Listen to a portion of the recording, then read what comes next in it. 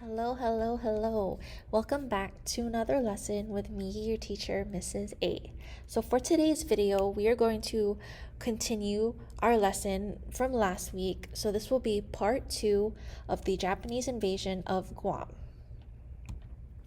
Okay, so just to review from last week, Japan wanted to become powerful world leaders, but in order to achieve this, Japan needed to conquer other Asian countries, and that's exactly what they did. But they also couldn't do it by themselves, so they joined an alliance with Germany and Italy, meaning, they formed a group together. They came to an agreement that they all had the same agenda and they all had the same plan, which was to conquer the world, so they joined as a team. Japan bombed Pearl Harbor in an attempt to destroy the United States' presence in the Pacific.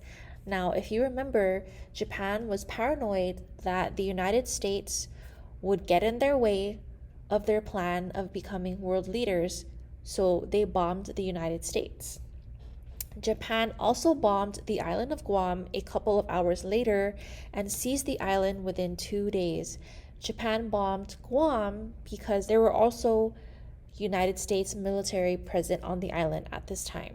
And then where we left off, Guam is now under Japanese control. Now, the new order of the world. Now, this is Major General Tomitaro Hori. He was the general in charge of the island during the invasion. Immediately after Guam was surrendered, the Japanese officials issued a statement to the people of Guam. So once everyone was in order and the Japanese officials took control and the surrender was official, they gave a statement to the people of Guam. According to the Japanese military officials, they captured Guam for the purpose of restoring liberty and rescuing the whole Asiatic people and creating permanent peace in Asia. And their intention was to establish the new order of the world. Now, as you can see in quotations, that these aren't my words, that I've taken them and quoted them from Major General Hori. Now, if you don't understand what their purpose was, basically, Japan wanted to take over all of the Asian countries and all of the countries in the Pacific, and they basically wanted to put all of them under Japanese rule, make them Japanese citizens, make them think like Japanese people, learn the language and know the Japanese culture, and basically make it one gigantic Japanese country.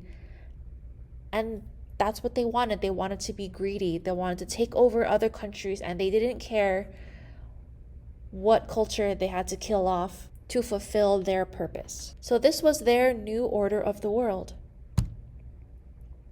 The Japanese officials also promised the people of Guam that they didn't have to worry about their lives being disturbed.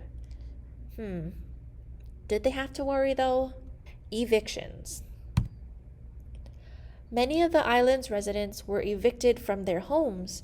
The Japanese soldiers that traveled to the island needed a place to stay, which led to families being ordered to move out of their homes unexpectedly. Now, as you can see here, this is a picture of the Japanese quarters and the Japanese army posing for the camera. And if you can see here, there is a Japanese flag to show that Japanese officials or Japanese military stay in these homes. Now, there is a written account of a Chamorro family who was just eating lunch in their house one day, and all of a sudden, Japanese soldiers stormed in, told them to clear their table, take their food, pack up whatever they could, and leave out of nowhere. So they were just having lunch, and then the next thing, they're homeless, having to go ask neighbors for a place to stay.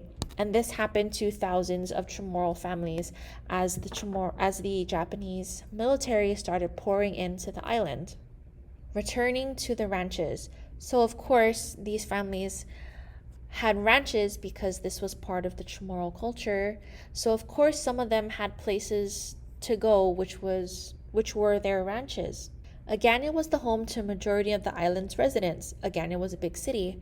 This once busy and booming city was now the main headquarters of the Japanese military. Remember the very first church in the Marianas, the Dolce Nombre de Maria? Now that was one of the main facilities for the Japanese officers and the Japanese officials. It also became an entertainment center. Many families fled the city and returned to their ranches to avoid contact with the Japanese soldiers. Once again, the Chamorro people turned to the land and the sea to survive. Many planted crops such as taro, bananas, sweet potatoes, and corn. Chickens, cows, and pigs were found being raised on almost every ranch. So they no longer had the opportunity to just go to the store and purchase canned food items or other non-perishable items. They couldn't go to the store and buy chips or a pack of cigarettes or rice. They had to turn to their ranches and grow their own food again. But it was very hard for the first couple of months because the Chamorros weren't really growing crops at this time because they were heavily relying on the stores that the Americans brought to the island. So of course there wasn't a big need to plant crops. But that all changed when they had to return back to their ranches. Though the ranches were needed to survive, to provide them with food, they also served as a sanctuary, a safe place for the Chamorros away from the cruel Japanese soldiers. So yes, their ranches were a form of survival to grow their food and tend to their animals. Of course, again, for their food, for their clothing, for other materials, but it was their safe place. It was a place for them to be as far away from the Japanese soldiers as possible. Now, the prisoners of war. Of course, the hundreds of American soldiers had to go somewhere right after they surrendered. So the Japanese military, once they took over the island, they wanted to rid the island of all American influence because that was their goal, to turn Guam into an Asian country and to get rid of any U.S. military influences that they could. Immediately after seizing the island, the Japanese military officials imprisoned Governor McMillan and many other U.S. citizens. Now, even though it was immediate that they captured them, the process of turning them into prisoners was a very long one. So what the Japanese military did, they put the American soldiers in a line of 2 and they marched them 5 miles to Pidi. So imagine walking on foot in the hot sun 5 miles to your what could be your final resting place. And as soon as they got to Pidi, the Japanese soldiers would take turns swiping at the American soldiers with their bayonets or the sword at the end of their guns. Many were wounded, many of them lost their scalps because the Japanese soldiers were just running with their bayonets and slicing into the soldiers.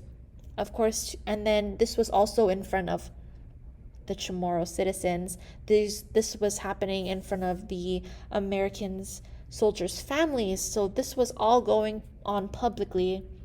So the Japanese soldiers could prove a point, telling the people of Guam, we are in charge now. This is what will happen if you don't cooperate.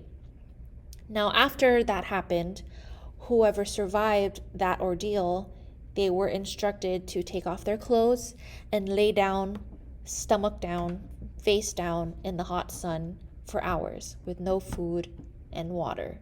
Can you imagine that? Once all of that was finished, they were instructed to stay in the basement of one of the churches for 1 entire month. So there were about 500 of them, military, civilians, nurses, doctors, even some Spanish priests that were taken as prisoners, and they were taken as prisoners of war to stay in prison camps in Japan. There, these 500 Americans, they would, and of course some Spanish priests, they would live out their days not knowing when or if they would be rescued.